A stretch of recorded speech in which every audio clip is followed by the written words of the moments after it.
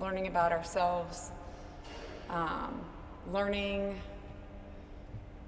how to be consistent at everything that we do. And, obviously 40 points is just not good enough.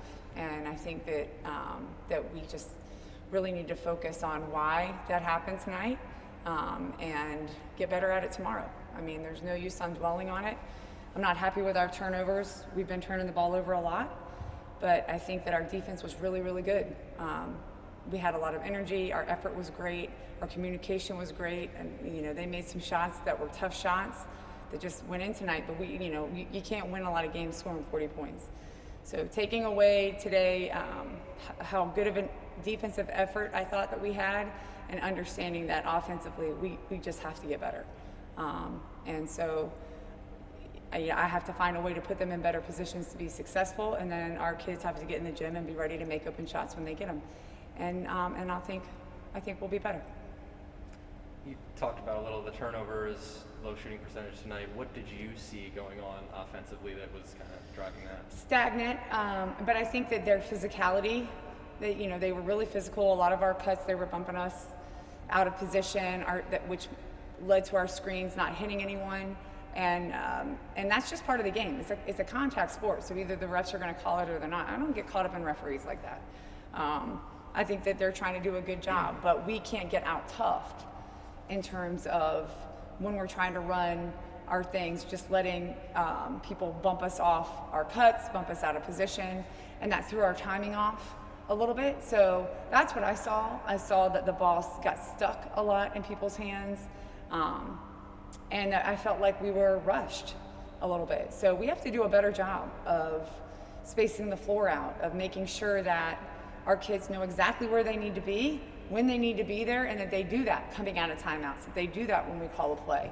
And that's part of us just gelling as a team. I'm not ready to throw out the whole offensive playbook, but I do think that, we have some things that we need to add. And I think we as coaches need to put some things in and do a little bit of different way of teaching and drilling things that we get better at that quickly, because that's going to be hard if we can't score. You're going to have a tough time playing basketball games. Sure. You guys came out in the 2-3 zone tonight, played that much of the game. What was the thinking there, and how did you think they executed that? Yeah, they have small, quick players, and how many threes did they make? More than us? 3. We knew that they weren't going to shoot a lot of threes, that wasn't really their game plan. They were doing a lot of passing and cutting, and thought it would be a great opportunity for us to see what our 2-3 zone would look like. And I thought we did a great job of it. Obviously, there were some times where we fouled. We foul when we're out of position. We body up, rebounding, and they only had 8 offensive rebounds, but they seemed to be really timely. Some open shots that we gave up that felt like backbreakers at the time. So I think there's obviously some ways to improve, but I thought overall, for the first time we played that 2-3, it looked pretty good. You mentioned that physicality. I think you guys got to the line maybe only 5 or 6 times tonight. Yeah, we did. Does that go along with that trend, kind of, the physicality? It does. I think we could have been more aggressive offensively, and then when we tried, bounce the ball off our foot, throw it out of bounds. The ref didn't call it if we fell down. I can't, and I told our players this. You can't rely on the refs to call it every time they hit you. That's I came from a place where people would try to beat you up, and it puts the pressure on the refs. Either they're going to call it every possession or they're not. Usually they're not. So you have to figure out a way to fight through that, and we're still working on that. Our kids are tough. They got tougher tonight, but we have a lot to get better at before we turn around and play again on Monday.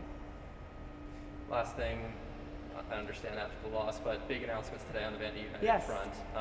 Would love to hear kind of your thoughts about that, and interested in how much of those renderings and things kind of came as a surprise to you in terms of image and things like that and what they looked like, and how much kind of you were keyed in on, I guess. We have been in conversation.